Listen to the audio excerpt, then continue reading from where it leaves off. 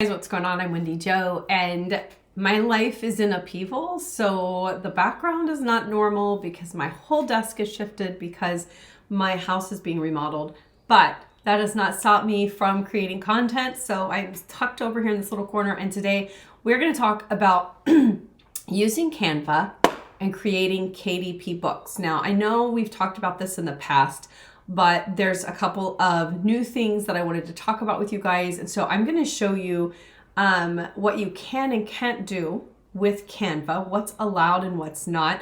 I've done some extensive research on this because I know it's a huge question is, can I use designs I've created on Canva to create KDP books? And the short answer is yes. And I'm going to show you, I'm actually going to share with you some stuff that I found. I'm actually gonna just pull up what I found directly on Canva's site, which took a lot of work to find, mind you. It was not an easy process to find. You can remove this watermark by buying a license to use the content in that design for $1. You can also subscribe to Canva Pro or Canva for Teams where there is nothing more to pay for. Getting a license. A license is issued to you when you use content in a design. Free content licenses are issued at no cost. You're issued a Pro content license by paying if you're a free user or at no additional cost if you have a valid Canva subscription. So basically, if you have a Pro account on Canva, you are given a license. If you're not, you can buy like a one-time usage if you have a Pro element in a design that you create. Each Pro content license allows you to use the content in one design, so you must pay to obtain a new license each time you'd like to use the same piece of Pro content in a new design. I know it's a little confusing. If you have a Canva Pro or Canva for Teams plan, then a new license is automatically issued each time you use Pro content in a new design. What's allowed? So this is the big one, you guys. What's allowed? You can sell your design on merchandise. For example, t-shirts, stickers, books, etc. Or as a digital product, as an ebook, magazine, newsletter, etc. You can design and sell templates with free and Pro elements shared as Canva template links. You can design and sell templates with free elements only shared as PDFs, JPEGs, and PNGs, etc. You can create designs for clients, social media, advertisement, invitations, etc. You cannot resell Canva templates or stock elements as is. You can design and sell things that you create on Canva and in merchandise or in digital products. So, I mean, this is directly from canva.com from their terms of use. So I know there's a ton of videos out there that are like, can I, can't I?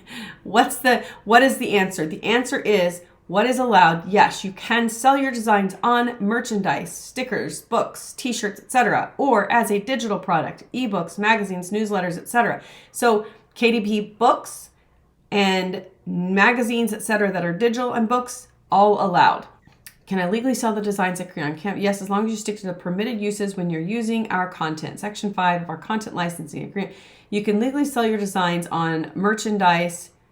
You can also design and sell certain digital products like ebooks and magazines for your clients and transfer the rights to them. It's never okay to sell Canva content on a standalone basis.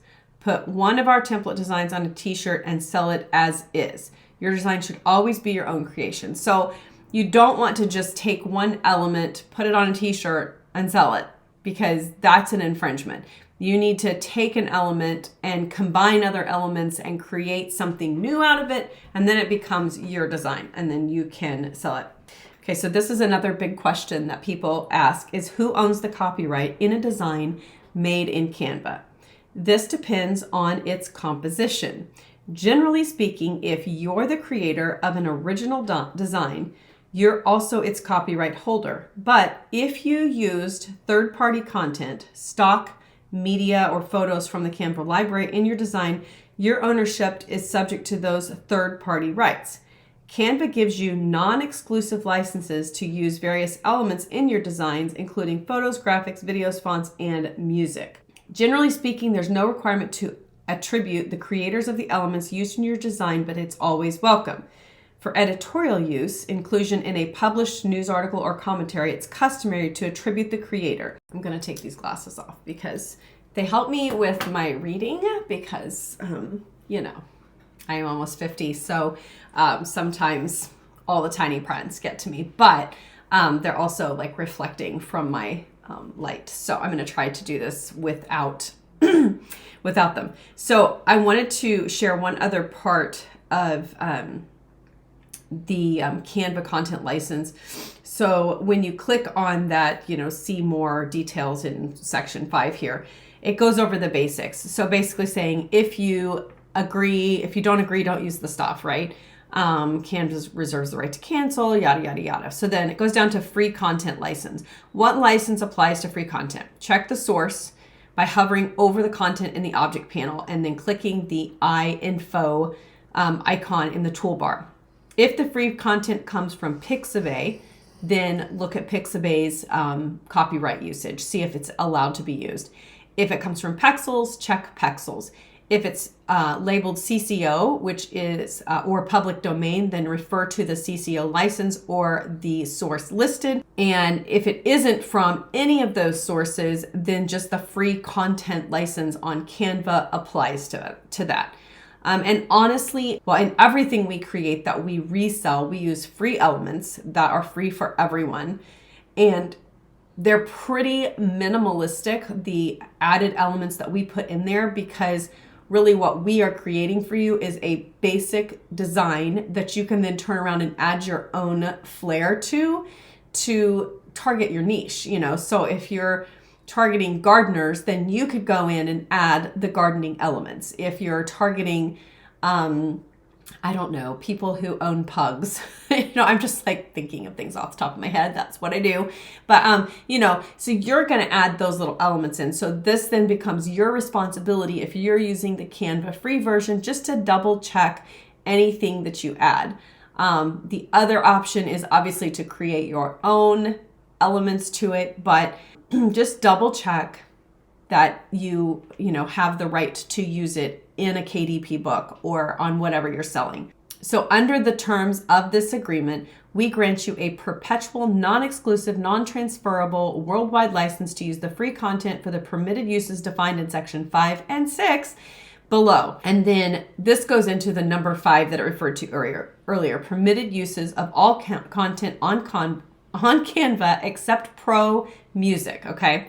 So these are the things in this agreement. Number 1, you're permitted to do or make with invitations, advertising and promotional products, including printed materials, product packaging, presentations, film and video presentations, commercials, catalogs, brochures, greeting cards, postcards for promotion and or resale without any reproduction quantity limits. You can use it for school or university projects, social media posts or profile images, decorative backgrounds on a personal computer or mobile device, design templates solely for the use on Canva, which means you're creating a template that then has a template link and brings people back to Canva. Entertainment applications such as books, book covers, magazines, newspapers, editorials, newsletters, and video broadcasts and theatrical presentations of unlimited prints. Online or electronic publications, including web pages, blogs, ebooks, and videos in the case of pro content, subject to restrictions in section 5A, which we'll get to.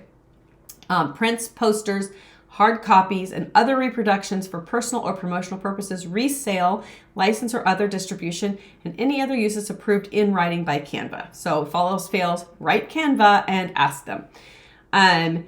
So 5A, limits of pro content use. The use of pro content in online or electronic publications, including web pages, blogs, ebooks, and videos, is limited to a maximum of 480,000 total pixels. For example, 600 by 800 pixels per content file were unedited unless the use is on a website published via the dedicated Canva website publish endpoint or in a Canva hosted design that is embedded on a third-party site.